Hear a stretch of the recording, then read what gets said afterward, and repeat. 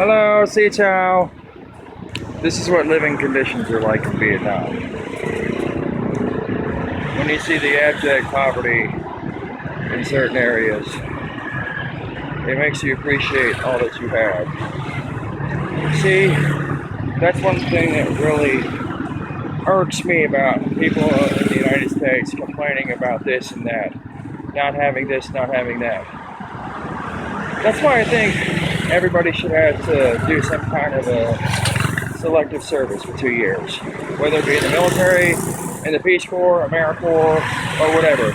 I think everybody should have to live abroad, or at least somewhere at least 1,000 miles away from their home where there's abject poverty. Give them a little insight of how things really work in the real world. How about 75% of the world's population lives. Just imagine somebody like Kim Kardashian or the cast from Jersey Shore living someplace like this. They probably all have panic attacks the first moment they saw somebody squatting down to drop a deuce in the street or whatever. Make them appreciate what they got. Maybe they should make reality television shows about that. About Kim Kardashian's adventures abroad in the Congo. Or have the cast of Jersey Shore live somewhere like in backwoods Guatemala, where people have chickens running around and they eat corn and rice and beans for breakfast, lunch, and dinner every day of the week. Instead of making their shows 60-minute commercials and making all the viewers jealous of all that which they don't have. The closest I can think that they ever did anything like that was that show Survivor, but yet nobody ever seemed to pay attention to that. It was all full of drama and backstabbing and cliquishness and whatnot about who was the most popular contestant.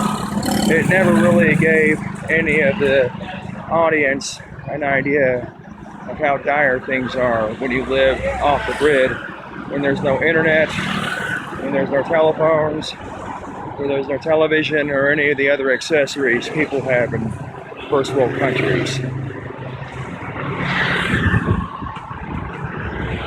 Maybe the Peace Corps should have their own reality show. Look at all that garbage there. It's really sad. But that's how people live in this part of the world. It's not their fault. It's just the environment they're brought up in.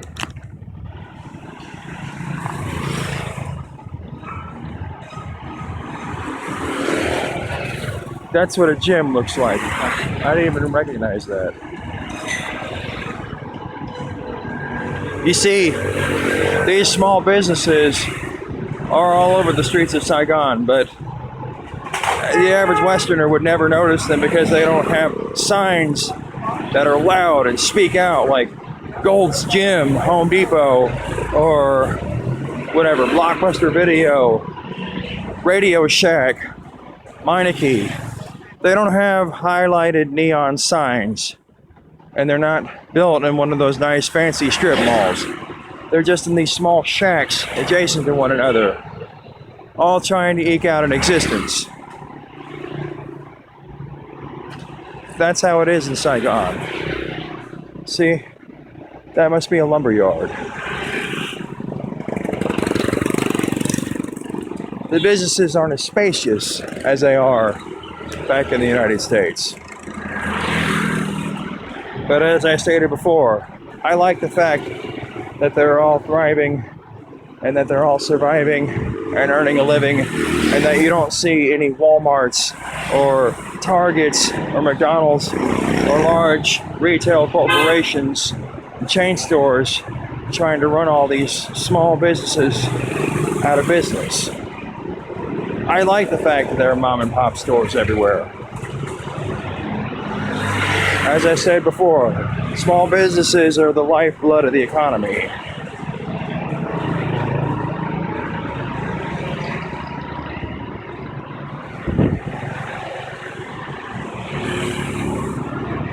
I'm not a big fan of capitalist empires.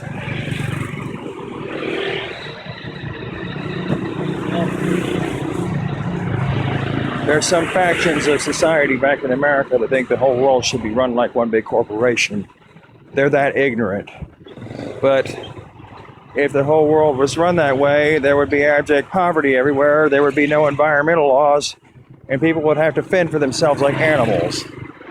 Also that the top 1% of the population can maintain their standard of living while everybody else gets screwed.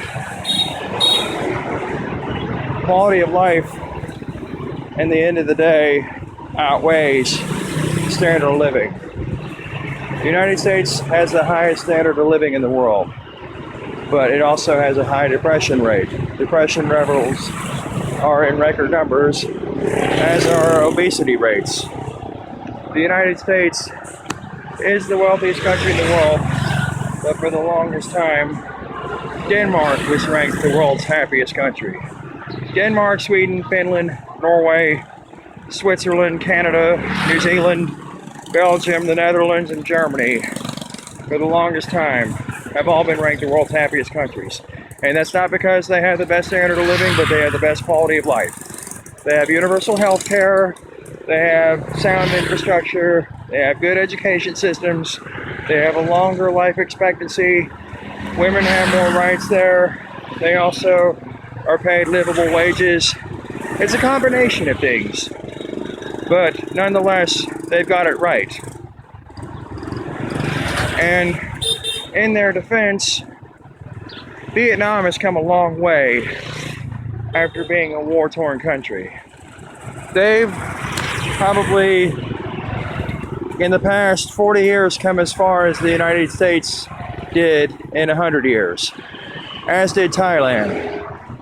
The economy here is red hot. And one thing that really infuriates me is the way that Donald Trump shut down the Trans-Pacific Pipeline, because that's going to hurt Vietnam. I came here last summer, right after Barack Obama signed a deal with Vietnam to give them some weapons to defend themselves against China. Our popularity here is higher than it's been since long before the Vietnam War. Relations with the United States are good. Now, how long they're going to remain that good, nobody can tell. I imagine Donald Trump's probably going to alienate half the world. And that it's going to take a miracle for us to regain everybody's trust again.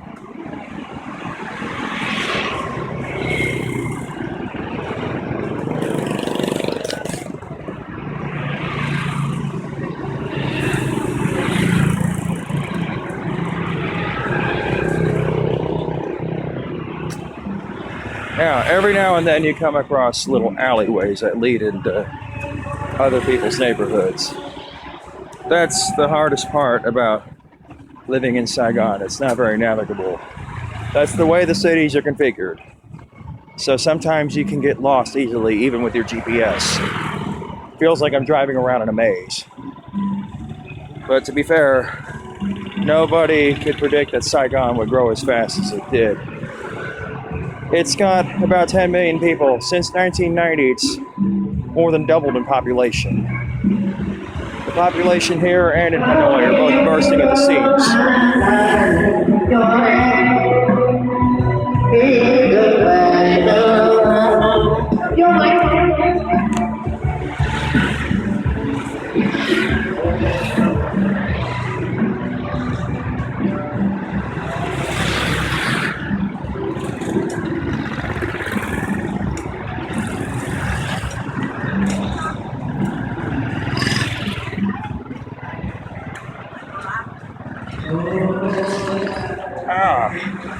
And we got a car wash for motorcycles. Isn't that nice?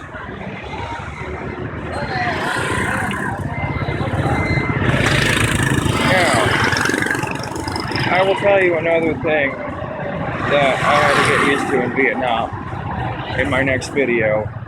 As we're past the 10-minute mark, and I will stop it here, but I will continue on.